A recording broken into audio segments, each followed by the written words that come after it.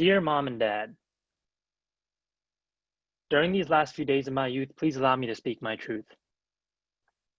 I can't seem to find the right words to express myself and properly thank you for what you've done. So I'll just ask you one question. Do you think I'm a good son?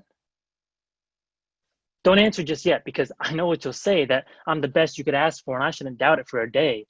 Because I've always wanted to make you proud, but I can't do that and be part of a larger crowd. Even though I feel lost most days, I know deep down that I have to make my own way. Let me back up. In the third grade, my teacher didn't want to mess up saying my name, so instead of trying, she just looked me in the eyes and said, "I'm going to call you me."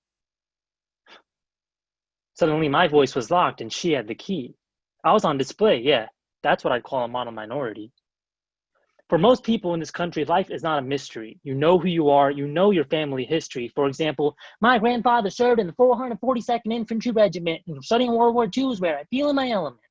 Or, yeah, this farm has been in my family for generations. We stole it from the Indians in the Navajo Nation. The only time I felt like I was seen was when we learned about, guess who? Gandhi. Hey, me, you know who this is? Gandhi. Only brown guy we care about is Gandhi. 1.2 billion, screw him. Gandhi. Hey, was your grandfather Gandhi? And I'm like, was my grandfather Gandhi? So I run home and I ask you two, who was my grandfather? And you look at each other because you realize just how little I knew about who I was, where we came from, and how high he really flew. Turns out my grandfather was not Gandhi, but he knew him.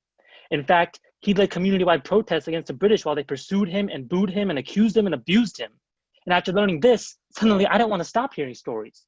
I just wanted to know more about our glory. I really do love you both, but not the way you do each other. Whoever said a soulmate has to be a long-time lover? I wish I could love like you, getting married after day 8, leaving your family and friends so you could move to the States in order to give me a better life, together as husband and wife. White America was unforgiving, but you two were sharp as a knife. Your stories showed me the importance of sharing my own. There's no rule book for brown kids that's known without a family in the States, it's easy to feel alone. But to you, all of this seems like old news. Hell, I don't have to shave my stash after 9/11 because of worldviews. And I thank you for teaching me as a kid to fight those blues. No matter how scared I was to not be a fool, to do whatever it takes to succeed in school, to put it all on the line and not worry about being cool. But at the same time, I didn't have many friends. Got made fun of for my lunch and the way that I dressed, so behind your back, I'd tell jokes when I was stressed. If I could make them laugh, maybe I'd be less depressed. It's classic stuff, really. I've met dozens of Hassan Minajis and Kumail Nanjianis. The strategy works, so what's the matter? Well, I had to mimic your accent to hear any laughter. But that was before. I'm not a kid now. I stopped trying to please others, but I still worry somehow that no matter how big the world, I don't have a real place. I tell myself I belong. I try demanding my space. I tell myself people can look at me as more than my race. And I get worked up. I have so much rage. There's nobody on my side. We're supposed to be on the same page, and we're not. I'm sorry, but I feel like I'm in a cage that I can only break free from if I'm telling my story on a stage. It's a challenge, and I take it with stride. Hearing stories about my family fills me with pride. For example, Mom, I didn't know that your brother died when he was 5. Not until I saw tears fill your eyes after seeing me lead my high school band. Then I knew why. Because the number of pictures you saw your brother's soul in had doubled overnight.